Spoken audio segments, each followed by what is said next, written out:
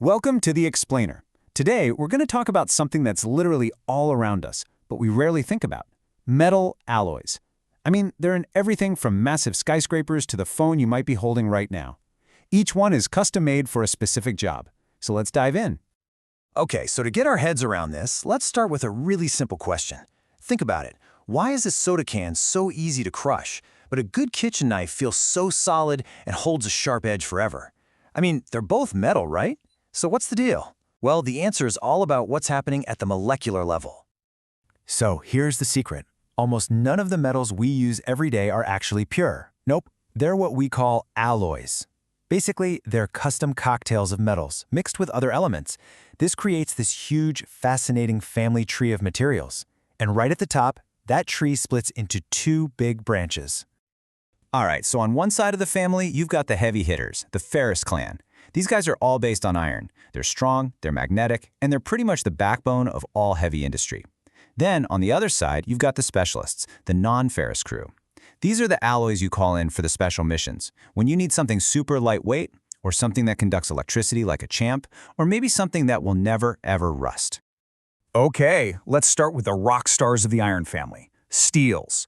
Seriously, these things are the ultimate workhorses of the modern world. You find them in absolutely everything, from giant suspension bridges all the way down to a simple paperclip.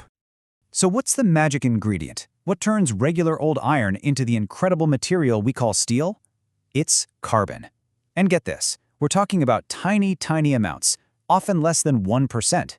But that tiny little sprinkle of carbon completely changes the game.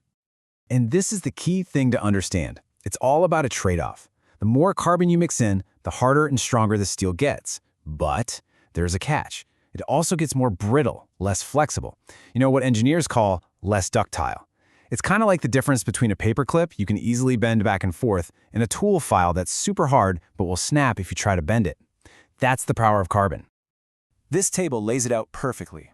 Look at low-carbon steel. It's soft and easy to shape, which is exactly what you want for stamping out car doors. But jump over to high-carbon steel, now you've got something that's incredibly hard and holds a sharp edge. That's why it's perfect for things like knives and drill bits. It's all about picking the right recipe for the right job. All right, so we've talked about steel. Now let's check out the other big branch of the iron family, cast irons. These guys have a really cool superpower. They are amazing at being poured into molds to create super complex shapes. So what's the difference between steel and cast iron? Well, it's that carbon again.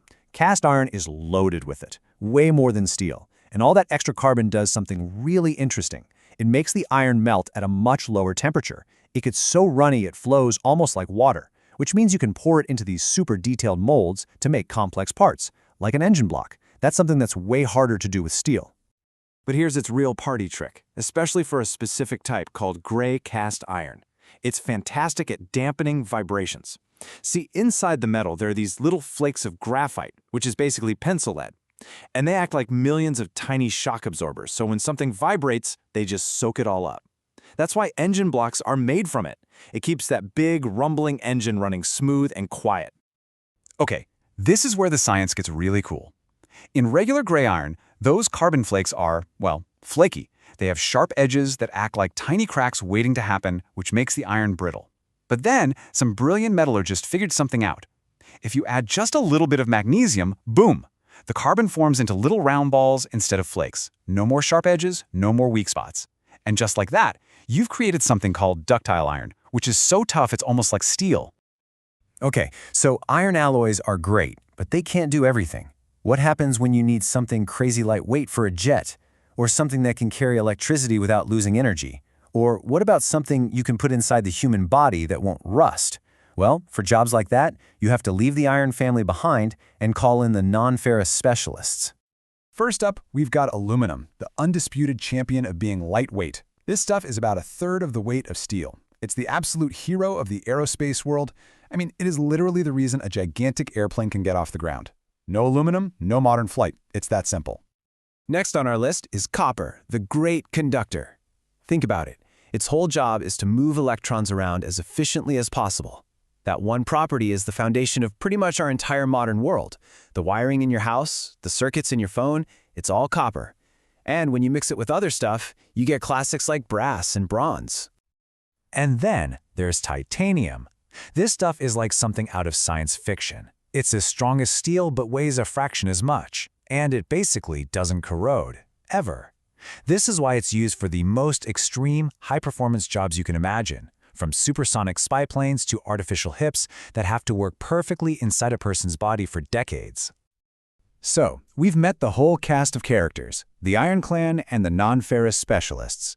But how does an engineer look at a problem and decide which one to use? Because it's definitely not as simple as just picking the strongest or the lightest one. It always comes down to trade-offs. It's a balancing act. Sure, a titanium bike frame would be amazing, but can you actually afford it?